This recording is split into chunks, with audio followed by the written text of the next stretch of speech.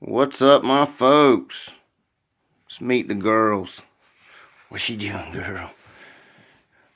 That's the little black bitch's Gav's puppy. A lot of people ask about her. She's going with my buddy Gav. Her name is he's gonna call her Midnight Queen. Holy shit. I'm gonna call this little one Miss Boucher. This bitch can bite hard. Like, I'm not even exaggerating when I tell you how hard this puppy can bite you. I guarantee you won't leave your finger in her mouth very long. You won't do it. Everybody that's done it said the same thing. Holy shit, that puppy can bite hard. I mean, she cuts holes in you. Like, for real. Ow. And of course, you know, this cowgirl, when they get in play, and cowgirl gets beat up, so, because she gets to go pick on everybody and bite their tails and get in trouble. But, I think this little bitch we're going to call Miss Boucher. Yes, we will. This little bitch, I'm thinking she can see in this eye, but I'm not sure. I've seen some comments about what to do with eye problems and stuff. Now, she had a bad eye. That one right there, she had a bad eye. Y'all quit scrapping. And what I did is I put the prednisone acetate suspension in it. It's for the eyes. You can get it on Chewy. And it seemed to, I mean, it cleared it up. I don't know if she can see real good in it, but I play with her and she acts like she can. Of course, cowgirl's over there trying to bite everybody in the butt. And this bitch here is looking perfect. She's unbelievably nice looking little puppy. But when I tell you that brown one can bite hard, I'm not even bullshitting you. I mean, I've raised hundreds of puppies. That little brown puppy right there is dangerous to a puppy. I mean, she's that dangerous. I'm serious. And when they start squalling in here, I know they're wrestling and she's done got mad. But you have to hey. I'm serious. I have to probably start keeping her by herself pretty soon already. But yeah, she's dangerous to a puppy. When you get them like this, and it does come, you'll have to separate them. I mean, you're already bottle feeding them, but this is just roughhouse and playing. You'll know when they go to squalling, because they are puppies. They will squeal now, and you'll hear them growling, and they'll go to shaking and picking each other apart. I mean, it's good for them to wrestle and play. They have to play and socialize, but just watch over them. Don't let them get roughed up too much, because it's not healthy for them. You know what I mean? Especially if you got a real little hard mouth fucker in there like her, because she can really hurt a puppy. She's busted them till they bled before. And of course, this little retard's going to get on one, and she'll stay on one spot until she hurts them. So you got to pay attention to them. When they get about this age, they start acting they start getting rough. You know, Pitbull puppies will play rough, and really hurt each other. So recognize the difference, guys. But that's the girls. I'm going to call this one Miss Boucher. This is little cowgirl. And that is Midnight Queen. And Midnight Queen is a fine specimen.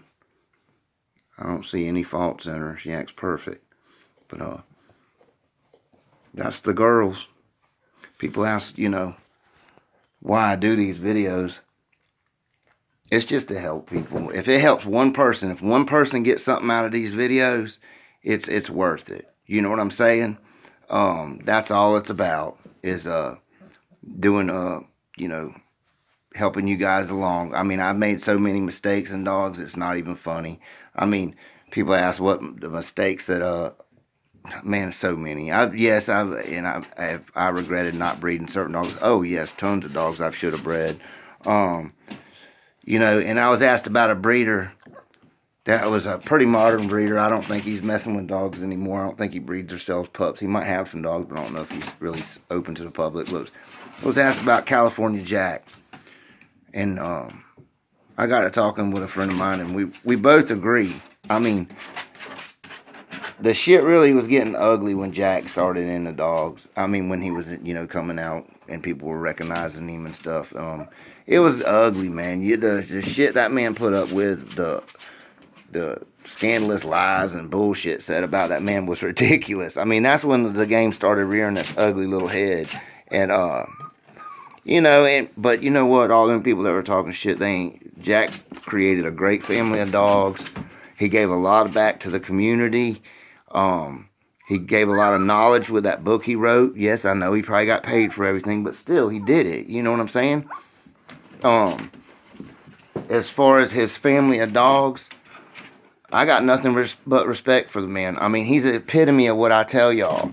I mean, he took a dog, Poncho, okay, which was a game dog, and seen what that dog needed, and to make a family of dogs around him, and basically create a wonderful working family of dogs.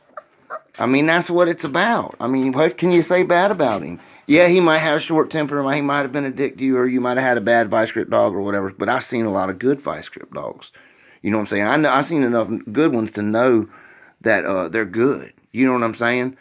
So, you know, you got to look at the dogs yourself and see if you like them. Them dogs were good, real good dogs, I think. I think they were, you know, I put it this way. When I was downsizing, I had a trio of them, and I made sure they went to a good dog man. You know what I'm saying? I knew that they were needed to go to another dog, a good dog man, to better those dogs, that they weren't trash, that they had a lot of potential. And I mean, they had a lot of potential. The dogs I had didn't have the real mouth that I was looking for at the time, but they were good dogs. You know what I'm saying?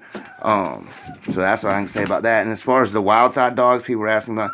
Yeah, I've had a few from up there. I got a few from up there when I was coming up. First one I almost sent back. It was so ugly. Motherfucker, he was a bulldog. But I asked for that blood by name. I wanted a pure Negrino dog. Looked very much like my Dixie bitch. Real ugly to me back then. I didn't know much about what some of them Negrino dogs look like. I seen all this stuff off Negrino's litter mates. You know what I'm saying? So I wanted them. And them kind of dogs, them looked almost like Rusty in them. You know what I mean? What my strain looks like now. But the first Negrino dog I got from him, boy, I thought he fucking mixed a hound dog in with it or something. But boy, he was a bulldog, hell of a bulldog. Got a pair off of him. That was a hell of a bulldog. We ended up, I counted it up yesterday morning with my kennel partner, and over the years I ended up getting 7 different dogs from up there, and 4 were notable dogs. So that's pretty good.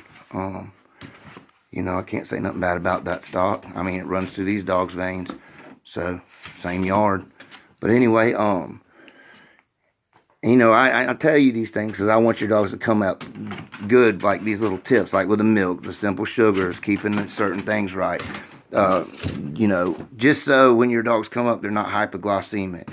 Because a lot of dogs get labeled cur, or lions get labeled cur, because a lot of people don't breed them up right. You know, a lot of that makes a difference. If a dog's hypoglycemic and hits the heat wall, he cannot recover. You know what I'm saying? And I've seen people just... I've seen people game test dogs playing with them, man. I've seen people drown dogs. I've seen people overheat dogs to death on fucking playing fucking ball. I've seen them run them to death on the mill. I mean, I've seen them ruin fucking dogs, lame them up so bad. You know, and that's another thing. You got to understand that the dog has an exhaustion point. And if he gets to that exhaustion point, that's when the bad comes out. He can't continue, okay? It's your job to keep him from going to that exhaustion point, and that starts from day one. That starts at day one. To making sure they come up right. That's why I give you them little tips. You won't hear about, you know, make sure you add the fats and the sugars and to make sure you get the Vita-Dry. It just says give milk replacement. People say milk replacement. You got to add more to it. You know what I mean? To keep them right. And that's why. Yes, you can raise a puppy with milk replacement. I've heard of people doing it. But the reason why I give them tips is because you need to add more to it to make them a pure, healthy, good dog. We're trying to talk about you guys making your good working dogs. And you can make them out of what you find that you like. If you like them, I don't care what bloodline it is. I've seen questions about this bloodline or that bloodline. It's too big a brush, guys. It's too big a brush. Too big a brush. You got to find the dogs you like and mess with them. If they giving you what you like, then oh well, man. What the fuck? Who cares what bloodline it is? You know what I'm saying? But anyway, guys, y'all take care and keep on bulldogging. And I know there's people out there right now that have litters, because I get emails from you and they're like right this same age. And if you're coming along, this might help y'all. You know, remember to keep putting the milk on your feed when you're weaning your pups. Don't stop giving them milk. Don't stop just because you start getting them to eat. Okay. All right, guys, take care and keep on bulldogging.